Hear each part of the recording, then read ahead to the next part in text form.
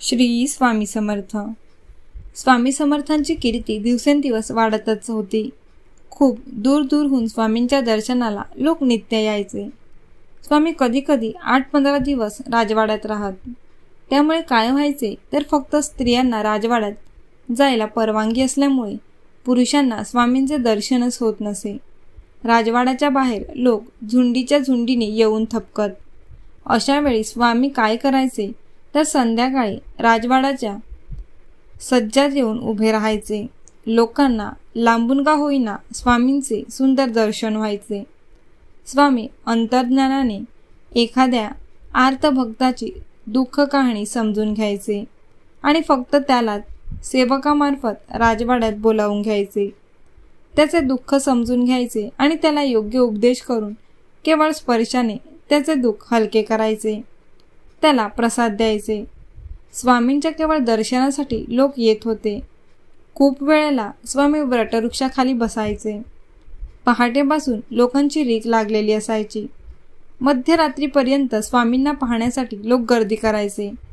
महाराजांना क्षणाची विश्रांती मिळायची नाही. स्वामी सर्वांना मार्गदर्शन करायचे. सर्वांच्या अडचणी सोडवायचे. फक्त स्वार्थी आणि आपमतलबी लोकांना अक्षरशः घालावून लावायचे. परमभक्तांवर मात्र स्वामी प्रेम करायचे. श्री स्वामी समर्थ हे पूर्ण ब्रह्म आहेत ह्याची सर्वांनाच खात्री पटली होती. स्वामींच्या अतर्क्य लीला हा सर्वांचा चर्चेचा विषय झाला होता. विशेषतः त्यांची आरती करताना आपण प्रत्यक्ष परब्रह्म अनुभवतो आहोत ह्याचे लोकांना अनुभूती मिळायची. कारण स्वामी काय करायचे की प्रत्येक भक्ताला आरतीच्या वेळी त्याच्या उपास्य देवाचे दर्शन द्यायचे आणि त्या प्रसंगी लोक आनंदाने चित्कार करायचे. विशेषतः श्री दत्तभक्तांना स्वामींचा सहवास ही एक फार मोठी पर्वणी वाटायची.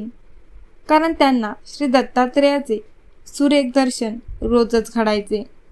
आश्चर्य याचे होते की संस्थांचे महाराज येवोत वा एखादा गरीब भक्त येवो, स्वामींनी कधीच भेदभाव केला नाही. एक लक्षात ठेवा की आपण परमेश्वरावर नितांत श्रद्धा ठेवायला हवी. त्याचे नाम स्मरणात घ्यायला हवे.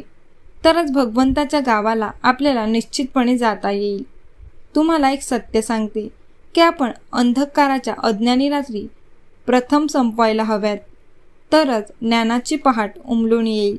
ह्याचा अर्थ असा की अज्ञान मार्गाने प्रपंचाची वाट चालण्यापेक्षा ज्ञान मार्गाने भगवंत स्मरणाची वाटचाल करणे अत्यंत आवश्यक आहे.